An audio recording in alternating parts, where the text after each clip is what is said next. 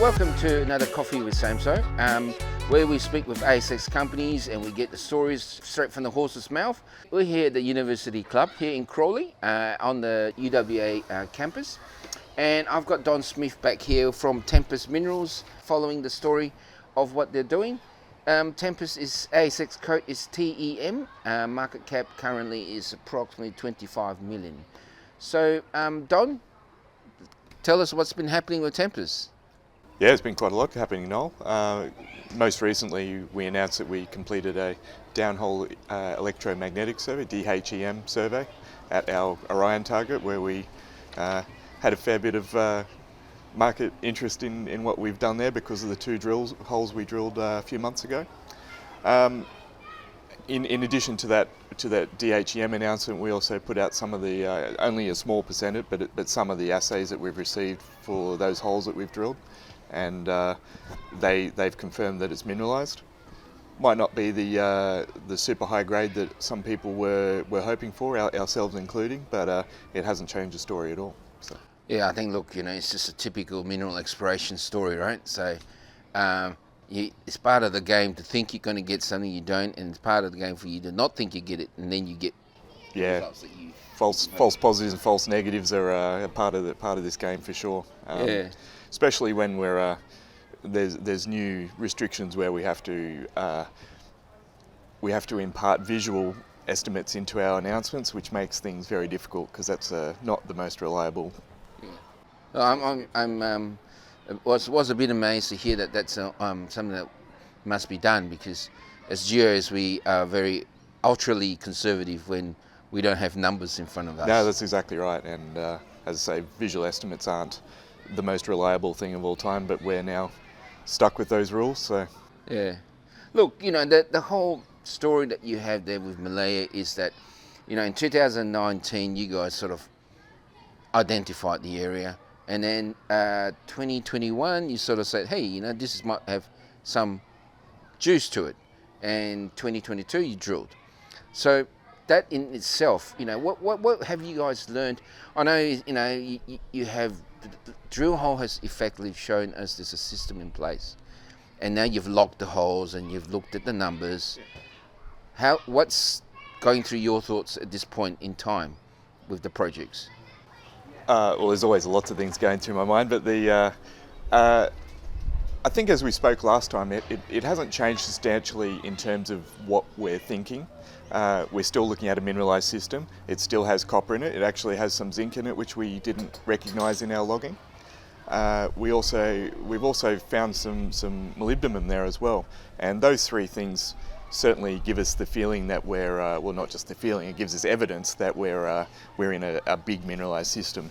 And certainly the alteration and the structures that we're looking at are very much confirming that. And the way we're looking at it right now is that we've found a dartboard and we've put it up and we've said, okay, now we've got the darts and we're aiming at specific targets on that.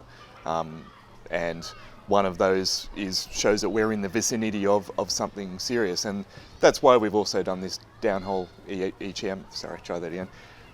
It's why we've done this DHEM survey, because that shows potentially it will show where the mineralisation goes and what it looks like geometry wise. Okay. I know the last time we did a research talk was in your Gold Discovery Centre, yeah. And obviously I had a good look at your core and stuff. The one thing that strikes to me is that you had a lot of alteration, and to me, very layman kind of thinking is that there's a cooking system in place, and I'm glad you mentioned that you found moly, because I looked through your assays and the first thing I noticed was there was moly in there. And moly is one of those things, right? It's not a big commodity, but it is a very good indicator of what system of a mineralisation system. Yes. How endowed or not, we don't know, but maybe you could sort of share with us that thought, because a lot of people wouldn't have noticed that.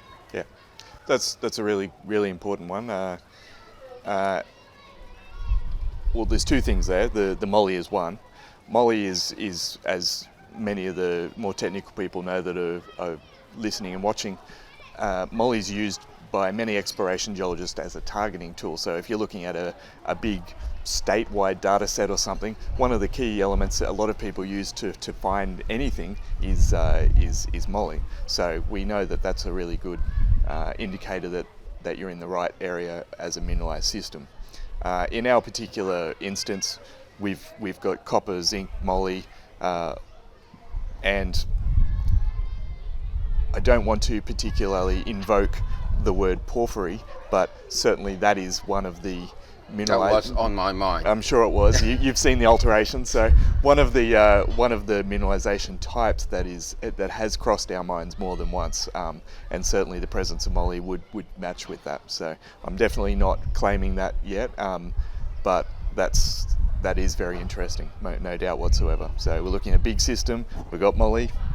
Who knows? So that's one of the avenues that we're pursuing now. We're going to do some drilling and some sampling and the geophysics to try and work out whether that is actually something we should be pursuing further. Okay. You've rekindled my own faith in my geological ability there, so I'm glad you confirmed my thoughts. You should have more faith in yourself, Noel. You're a smart man. As we go forward, I mean, you've got this issue of you got this deep hole, you've got mineralisation. Now you're saying maybe we got a porphyry or something. Skarn, but it's always very hard to say what system you have. Absolutely. Right? We always work backwards. Oh, by the way, we got this, right? When you guys sit down and all the thinking heads are on the table there, is there something that you now thinking back? Oh, we could have done this. We should have done that. Is any of that kind of thinking in place? To be honest, no. So I'm sure if I dug in my brain really deep, I'd find something. But I think what we've done is technically very sound. The deep holes, a lot of people have got the feeling that we're trying to drill deep targets.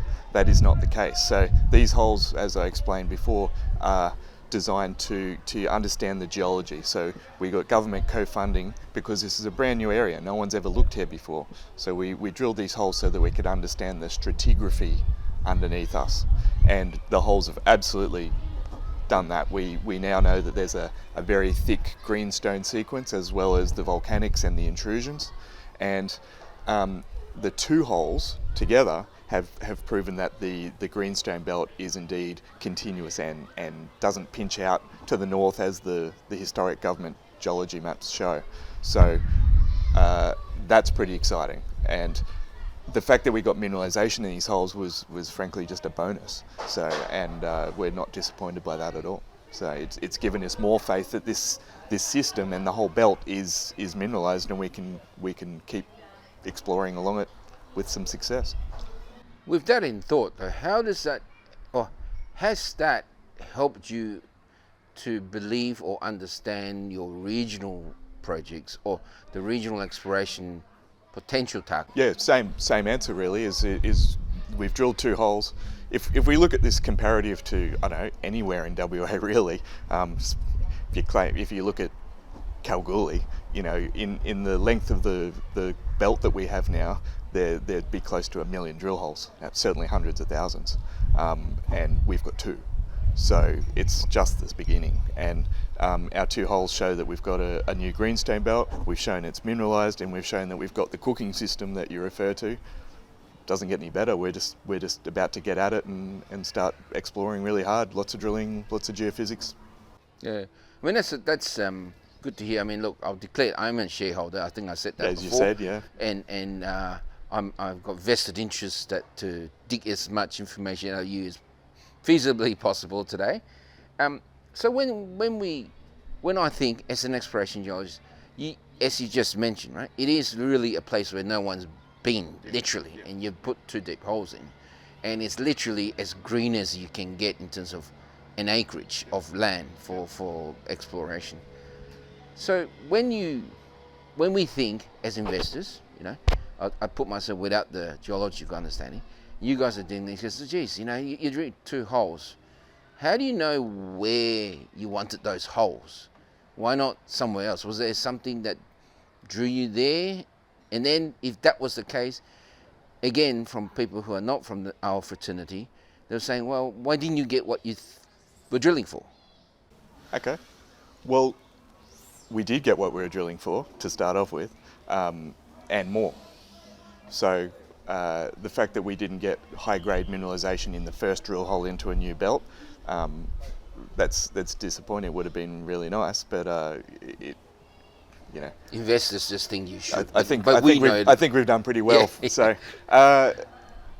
in terms of why we looked there, there was a subtle. So from our surface sampling, there was a subtle, very subtle geochemical anomaly there, and also there is some outcrop.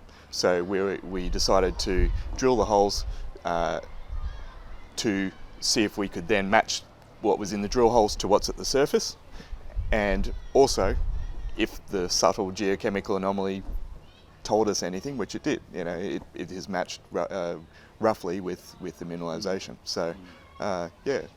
Yeah, I mean, look, you're sort of talking to sort of the guys that understand the game, right? So, but I do get why investors may feel like they've missed out something, but they don't realise that we are drilling holes to find information so we can do more. Yeah, so we can do more. Yeah. Exactly right. Rarely do we hit the mother lode, right, on a blind discovery. So, look, other projects that you have, what's happening with those?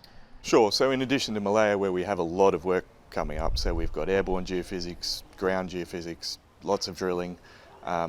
The extension of that to the east, a few months or earlier in the year, we announced that we'd got an extension to the Meleya project, another 20 kilometres. So we're doing work there as we speak. We're doing ground sampling there. At the Euro project, we're doing work there.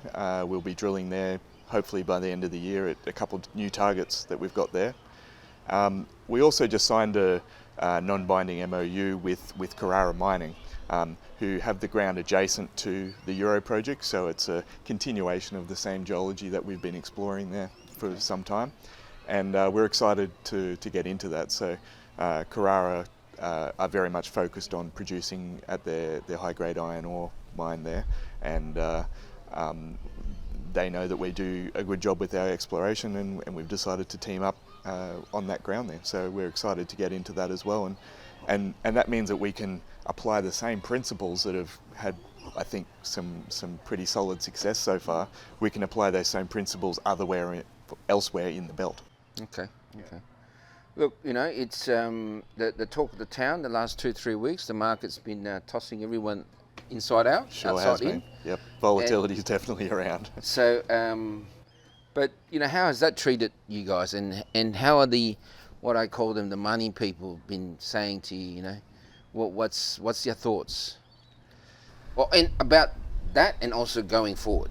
The market? Yeah. Well, I've just come back from North America, as you know. We spoke to a lot of investors over there in the US and Canada, and there was two camps. There was those that were quite concerned about the global economy and inflation, rightly so, and but everyone was still very bullish on commodities, and that was without exception. Every single person was very bullish on commodities and going forward. So I think we're probably in the realm of a little bit more volatility, but a few other people are also claiming that we'll be in recovery time by the end of the year as well, so you never know. I think in our game, for you guys, very, very fortunate you raised and you got the funds and you can ride it out, I think, and that's the good part about my investment. Certainly a strong point for our company, yes. Yeah. I think so. You've touched on news flow. Is there anything that you may have missed out on? The guys out there, what are they going to be anticipating? When's the next announcement? Yeah, sure. That you can. I can't obviously say everything ahead of time, but we've got multiple geophysics programs coming. We've got results pending. We've got more drilling programs. We're also working on a few other things in the background, so I hope everyone stays tuned and ready for those. Okay. The magical question, why TEM? Why look at you guys? I must say that prior to us having a conversation, when I looked at your latest announcement and obviously the market reaction to it, I was a bit lost in terms of direction, but I think after going through your announcement and understanding that that you had to give some sort of visual, and market maybe have taken that on board, like that could be the gospel, and then remembering that this is a grass field project. I think in my mind it's status quo, really. Nothing's really changed. As I opened the interview with, nothing's changed with the story. We've got a great series of projects. We've got a great team, and we're going forward and doing exploration. We're looking in a place that no one's at Meleya, where no one's ever explored before. It's more than a lot of our peers can say. So that's why TEM. Great value, great team, amazing projects. Okay, look, any last words from Don, the man from Tempest, to the guys out there? Oh, look, stay tuned. We never sit still. We got a lot coming up. So. Okay, right, Don. Before I forget, obviously we always try and end with the coffee when we remember to bring it. And we work with Florence Drummond with the Indigenous Women in Mining Resource. And here's the coffee that we help sort of give away as a token of appreciation for you to give up your time. Hey, thanks a lot, Noel. Really appreciate that. Yeah, so, and I do know you don't drink coffee, but I'm sure my team will. Your team will. So again, Don, thank you for your time. Until next time.